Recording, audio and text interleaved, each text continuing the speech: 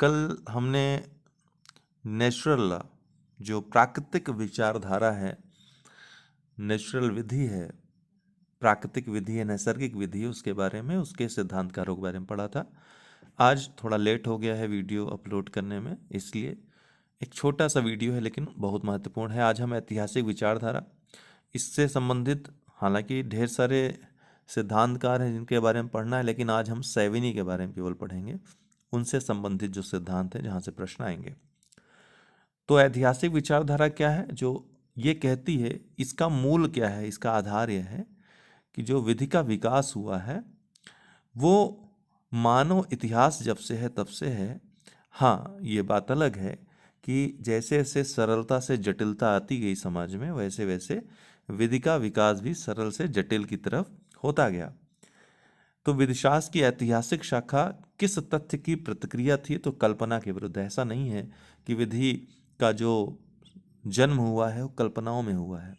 विधि का जो जन्म हुआ है ये तथ्यों के द्वारा साबित किया गया। ऐतिहासिक विचारधारा के मानने वाले जो सिद्धांतकार हैं कि नहीं, जैसे से इतिहास, मानव इतिहास का क्रम प्राचीन से मध्यकाल, मध्यकाल से आधुनिक इस तरह से बढ़ा है, उसी तरीके से विधि का भी विकास हुआ है। अर्थात विधि हमारे इतिहास में, मानव इतिहास में भी विद्यमान थी। विधि अंततः शांतिपूर्वक कार्यरत आंतरिक ताकतों की उपज है। यह कथन विधिशास्त्र की किस विचारधारा से संबंधित है? आया हुआ प्रश्न है। ऐतिहासिक विचारधारा से संबंधित है। कोई सिस्टम है, उस सिस्टम में कुछ अगर गड़बड़ी हो सकती है, ऐसी संभावना है, तो उस सिस्टम के अंदर से ही कुछ ऐसे तत्व होते हैं जैसे प्रशासन, शासन, पुलिस, जो क्या करती है, इन आंतरिक जो ताकतें हैं, ये जो आंतरिक ताकतें हैं, ये शांतिपूर्ण या शांति बनाने का काम करती हैं। तो ये हमेशा से, आज से ही नहीं, पहले के राजा महाराजा होते थे वहाँ भी यही होता था। शांति कायम करना अंतिम उद्देश्य होता था। तो उस उद्देश्य से जो विभिन्न संस्थाएं थीं, अगर कुछ ऐसा गड़बड़ हो रहा है तो ये आंतरिक शक्तियों के रूप में कार्य करती थी और फिर विधि को स्थापित करती थी, शांति को स्थापित करती थी। तो विधि अंततः शांतिपूर्वक कार्यरत आंतरिक ताकतों की उपज है। ये ताकतें तभी सक्रिय होती हैं जब शांति में व्यवधान उत्पन्न होता है। किस शाखा के साथ विधि का जातीयवादी सिद्धांत जुड़ा हुआ है? जातीयवादी सिद्धांत तो ऐतिहासिक शाखा के साथ। विधि का जातीयवादी सिद्धांत या रेशियल थ्योरी ऑफ लॉ या जातीय शुद्धता का सिद्धांत विधि शास्त्र की किस विचारधारा से संबंधित है? इस तरह से प्रश्न आ चुका है।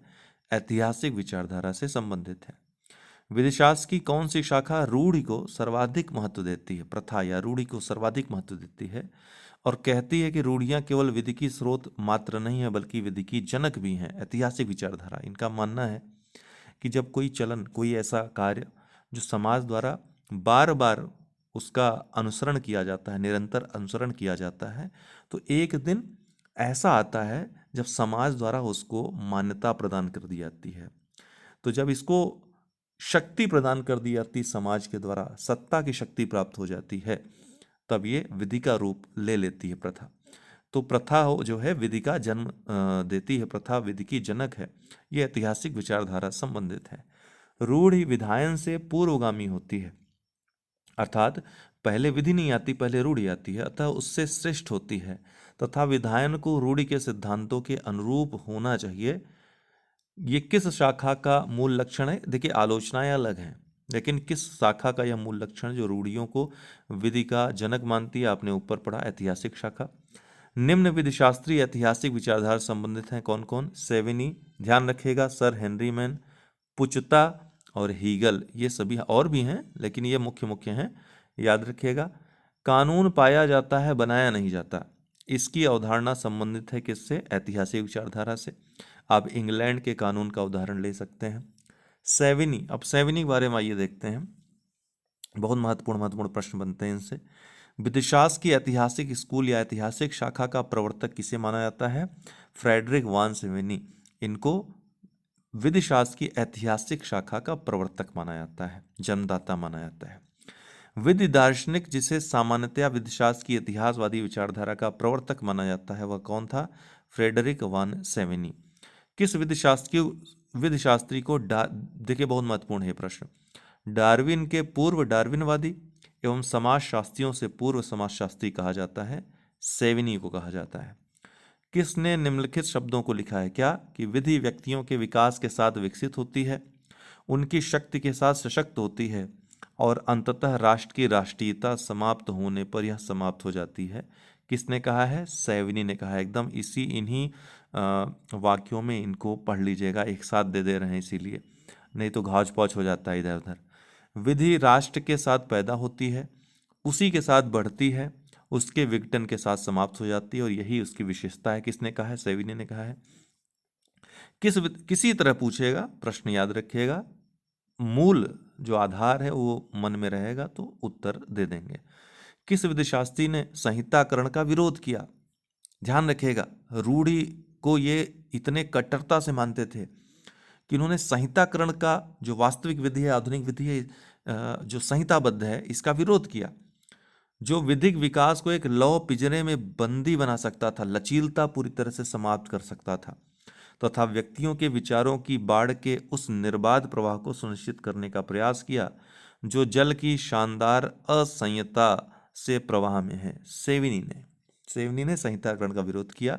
इन्होंने कहा अगर प्रथाओं को, जो मान्यताएं हैं जिनसे समाज चलता है, इनको संहिताबद्ध कर दिया गया तो विधि सीमित हो जाएगी, जबकि विधि का जो क्षेत्र है बहुत व्यापक होना चाहिए, विधि को बहुत लचीला होना चाहिए, परिस्थितियों के अनुसार अपने आप को ढालना चाहिए, ये इनका मानना था। विधि शास्त्र में विधि के राष्ट्रीय चरित्र को प्रस्थापित किया किसने? सेविनी ने। राष्ट्रीय चरित्र को किसने प्रस्थापित किया? सेविनी ने, कि राष्ट्र के साथ चलती है और राष्ट्र के समाप्त होने पर समाप्त हो जाती है। सेविनी का सिद्धांत किस विधि पर आधारित है? रोमन विधि पर आधारित है। किसने कहा है कि विधि कुछ और नहीं अपितु जन सामान्य की अंतः चेतना है? जन सामान्य की अंतः चेतना है, सेविनी ने कहा था। लोक चेतना या अंतः चेतना या समाज की सामान्य अंतः चेतना की बात किसने की थी? Principle of Volksgeist. ये प्रतिपादक इसके सेविनी है, याद रखिएगा। विधि का स्रोत वाकजिक्ट या लोक चेतना है, यह कथन है किसका? सेविनी का। मिलान करने के लिए भी आ जाता है, वहां पर केवल आपको ये दे देगा, व्रॉकजिक्ट ये शब्द दे देगा, तो याद रखिएगा सेविनी, लोक चेतना। पुस्तक the system of modern Roman law को किसने लिखा था? क्या? The system of modern Roman law Savigny ने लिखा था। अ थ्योरी ऑफ जस्टिस ये किसकी कृति है? ये रॉल्स की कृति है, अ थ्योरी ऑफ जस्टिस। सेवनी की ऐतिहासिक विचारधारा को बाद में हर्डर, पुचता आदि विधिशास्त्रियों ने आगे बढ़ाया। सेवनी के लोक चेतना के सिद्धांत रट लीजिए इसको, की आलोचना किसने की है? ये प्रश्न आ चुका है, तो एलेन ने आलोचना की है। आज छोटा सा वीडियो है, कल फिर मिलते हैं। बहुत बहुत धन्यवाद।